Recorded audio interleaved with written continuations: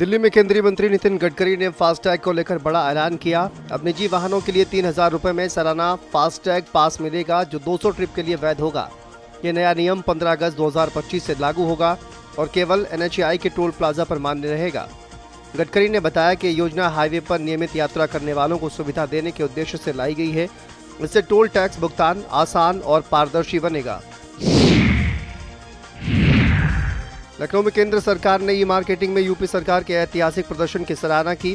केंद्रीय मंत्री पीयूष गोयल ने सीएम योगी को पत्र लिखकर जेम पोर्टल पर पारदर्शिता और प्रभावी खरीद प्रणाली के लिए प्रशंसा की। यूपी इस क्षेत्र में देश भर में अग्रणी बनकर उभरा है।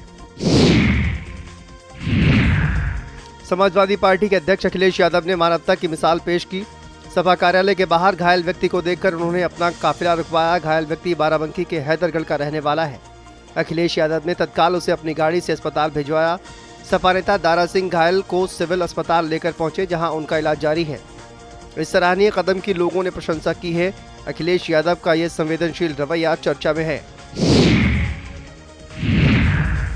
सीनियर नेता स्वामी प्रसाद मौर्य ने कहा कि उनके लिए कुर्सी या पद का कोई महत्व नहीं है। उन्होंने बताया कि विचारधारा के कारण ही उन्होंने पहले भाजपा और फिर सपा छोड़ी। स्वामी ने कहा कि राजनीतिक जीवन में पद से ज्यादा विचारधारा की भूमिका अहम होती है।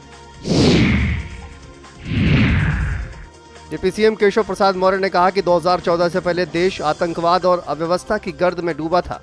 तब आतंकी हमले आम बात थे, लेकिन अब नया भारत मुंह तोड़ जवाब देता है।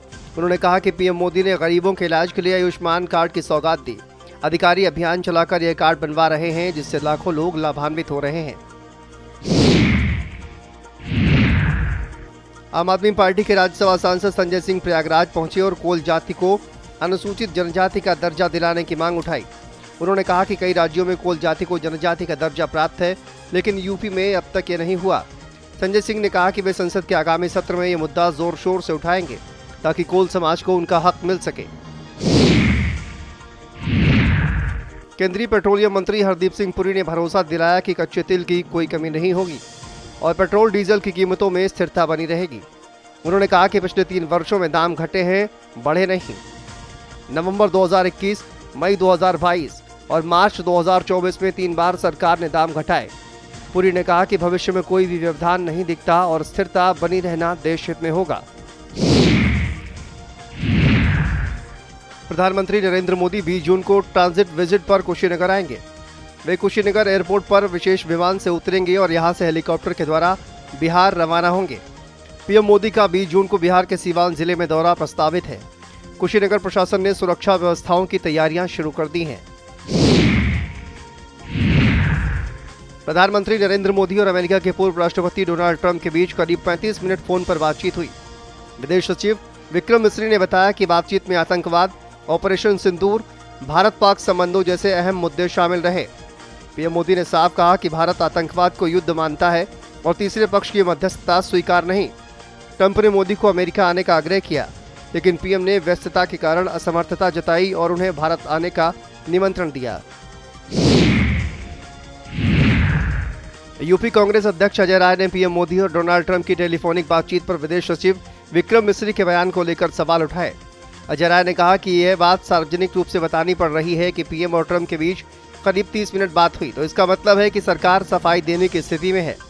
उन्होंने कहा कि असली सवाल यह है कि ट्रंप पाकिस्तान के आर्मी चीफ आसिम मुनीर को लंच पर बुला रहे हैं, जो बताता है कि वे किसे अधिक प्राथमिकता दे रहे हैं। आरजेडी नेता तेजस्वी यादव ने प्रधानमंत्री मोदी के बिहार दौरे पर कहा कि प्रधानमंत्री रोजगार, गरीबी कम करने या पलायन रोकने नहीं आ रहे हैं। वह पढ़ाई, दवाई, कमाई, शिक्षा, सिंचाई के बारे में बात करने नहीं आ रहे हैं। प्रधानमंत्री यहां फिर से लोगों को ठगने आ रहे हैं। वाराणसी शहर में 4 लेन सड़क परियोजना के तहत प्रशासन ने बड़ी कार्रवाई करते हुए पहलवान लस्सी और चाची की कचौड़ी समेत करीब 30 दुकानों को बीती रात बुलडोजर चलाकर ध्वस्त कर दिया। प्रशासन का कहना है कि ये दुकानें अवैध अतिक्रमण की श्रेणी में थीं और पूर्व में इन्हें नोटिस दिया गया था। कार्रवाई के दौरान इलाके में भारी पुलिस बल तैनात रहा। स्थानीय लोगों में नाराजगी और भावनात्मक माहौल देखने को मिला, क्योंकि ये दुकानें सिर्फ व्यवसाय नहीं बल्कि वाराणसी की सांस्कृतिक पहचान का हिस्सा मानी जाती थी। प्रशासन ने स्पष्ट किया कि यह कार्रवाई 4 लेन सड़क विस्तार के तहत नियमानुसार की गई है। जिले के बिसौली में शादी के महज 13वें दिन एक नवविवाहिता अपने प्रेमी के साथ फरार हो गई। पति ने थाने पहुंचकर कहा, थैंक यू गॉड, मैं हनीमून पर नहीं गया वरना राजा रघुवंशी बन जाता। बिसौली पुलिस ने दोनों को पकड़ लिया है। थाने पहुंचे पति ने पत्नी से कहा कि तुम खुश रहो। युवक की शादी 13 मई को हुई थी। विमान हादसे में अब तक 184 शवों की पहचान हो चुकी है। सुबह 8 बजे तक 184 शवों के डीएनए सैंपल मिलान में सफल रहे। हालांकि कई शवों की अभी तक पहचान नहीं हो पाई है। प्रशासन और फॉरेंसिक टीमें शेष शवों की पहचान करने के लिए लगातार प्रयास कर रही हैं। सरपथा थाना क्षेत्र से एक अनोखा मामला सामने आया है, जहां पति ने पत्नी की शादी उसके प्रेमी से कराई। अरविंद बिंद की शादी 2023 में रीता से हुई थी, लेकिन शादी से पहले रीता का प्रेम प्रसंग सौरभ नामक युवक से था। वह शादी से पहले उसके साथ फरार भी हो चुकी थी। शादी के बाद भी दोनों की बातचीत जारी रही। शक होने पर अरविंद ने कॉल रिकॉर्डिंग से सच्चाई पकड़ी। जब पत्नी ने जहर खाने की धमकी दी तो पति ने खुद उसकी शादी सौरभ से करा दी।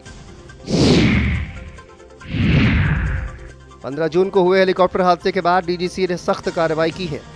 ट्रांस भारत कंपनी के 2 पायलटों योगेश ग्रेवाल और जितेंद्र हरजई के लाइसेंस 6 महीने के लिए रद्द कर दिए गए हैं। इन दोनों ने खराब मौसम में उड़ान भरी थी। आर्यन कंपनी का हेलीकॉप्टर 15 जून को दुर्घटनाग्रस्त हुआ था। बाली जा रही एयर इंडिया की फ्लाइट को बीच रास्ते से वापस लौटाया गया। इंडोनेशिया के माउंट लेवोटोबी लॉकी में ज्वालामुखी विस्फोट के बाद यह निर्णय लिया गया। विस्फोट के चलते बाली के लिए कई अंतर्राष्ट्रीय उड़ानें रद्द की गई हैं। ज्वालामुखी से उठता राख का गुबार 150 किलोमीटर दूर तक दिखाई दे रहा है, जिससे उड़ान सुरक्षा पर खतरा बना हुआ है। बहुजन समाज पार्टी अध्यक्ष मायावती ने सिपाही भर्ती को लेकर सोशल मीडिया पर सरकार पर जमकर निशाना साधा। उन्होंने एक्स पर लिखा, सिपाही भर्ती का ऐसा प्रचार किया जा रहा है जैसे कोई नई बात हो, जबकि यह तो रूटीन प्रक्रिया है। मायावती ने सवाल उठाया कि क्या इस भर्ती में सर्व समाज को बराबरी से हक मिला है। उन्होंने दावा किया कि बीएसपी सरकार में एकमुश्त 1,20,000 सिपाही भर्ती किए गए थे और इसका लाभ सभी वर्गों को मिला था। अमरनाथ यात्रा को लेकर बड़ा फैसला लिया गया है। सुरक्षा कारणों से इस वर्ष हेलीकॉप्टर सेवा बंद कर दी गई है। तीर्थ स्थल वाला क्षेत्र 1 जुलाई से 10 अगस्त तक नो फ्लाइंग जोन घोषित कर दिया गया है। ऐसे में श्रद्धालु इस बार हेलीकॉप्टर से यात्रा नहीं कर सकेंगे। अमरनाथ यात्रा 3 जुलाई से 9 अगस्त तक चलेगी। सरकार ने सुरक्षा के मद्देनजर यह निर्णय लिया है। यूपी में कानून व्यवस्था को लेकर राज्यसभा सांसद जयंत चौधरी ने कहा कि सरकार इसी मुद्दे पर बनी है और मुख्यमंत्री योगी आदित्यनाथ इस पर गंभीर हैं। वहीं ईरान इजरायल युद्ध पर प्रतिक्रिया देते हुए उन्होंने कहा कि दोनों देशों में भारत के अच्छे संबंध हैं। जयंत ने कहा कि दुनिया को विश्व युद्ध की ओर नहीं धकेला जाना चाहिए और भारत हमेशा शांति स्थापित करने का पक्षधर रहा है। कांग्रेस महासचिव अविनाश पांडे ने सपा प्रमुख अखिलेश यादव के गठबंधन को लेकर दिए गए बयान पर प्रतिक्रिया दी। उन्होंने कहा कि गठबंधन अस्तित्व में नहीं है, ऐसी आशंका क्यों जताई जा रही है। अविनाश ने स्पष्ट किया कि इमरान मसूद ने ऐसा कोई बयान नहीं दिया। उन्होंने कहा कि गठबंधन पूरी तरह से अस्तित्व में है, लेकिन कांग्रेस उत्तर प्रदेश में पंचायत चुनाव अपने बलबूते लड़ेगी। 21 जून को अंतर्राष्ट्रीय योग दिवस धूमधाम से मनाया जाएगा। योग दिवस को लेकर उत्तराखंड सरकार की तैयारियां पूरी हो चुकी हैं। मुख्यमंत्री पुष्कर सिंह धामी गैरसैंण में मुख्य कार्यक्रम में शामिल होंगे। खास बात यह है कि इस कार्यक्रम में 10 देशों के राजदूत भी गैरसैंण में मौजूद रहेंगे। आयोजन को लेकर सुरक्षा और व्यवस्थाएं चाक चौबंद हैं। उत्तर प्रदेश के मुख्यमंत्री योगी आदित्यनाथ ने राष्ट्रपति द्रौपदी मुर्मू से मुलाकात की। उनकी यह मुलाकात राष्ट्रपति भवन में हुई। सपा के राष्ट्रीय महासचिव शिवपाल यादव ने ईरान इजरायल युद्ध पर चिंता जताते हुए कहा कि ईरान में फंसे भारतीयों को सुरक्षित वापस लाना केंद्र सरकार की जिम्मेदारी है। उन्होंने कहा कि सरकार को तुरंत कदम उठाते हुए सभी भारतीयों की सुरक्षित वापसी सुनिश्चित करनी चाहिए। इसके साथ ही उन्होंने भाजपा सरकार पर निशाना साधते हुए कहा कि इस सरकार में भ्रष्टाचार के अलावा कुछ नहीं है। उत्तर प्रदेश के मंत्री दयाशंकर मिश्र दयालु ने बताया कि 15 से 21 जून तक योग सप्ताह का आयोजन किया जा रहा है। 21 जून को अंतर्राष्ट्रीय योग दिवस के अवसर पर काशी में विशेष आयोजन होगा। मंत्री ने बताया कि 4075 स्थानों पर सामूहिक योगाभ्यास कराया जाएगा। नमो घाट पर योग का भव्य कार्यक्रम आयोजित होगा, जिसमें बड़ी संख्या में लोग भाग लेंगे।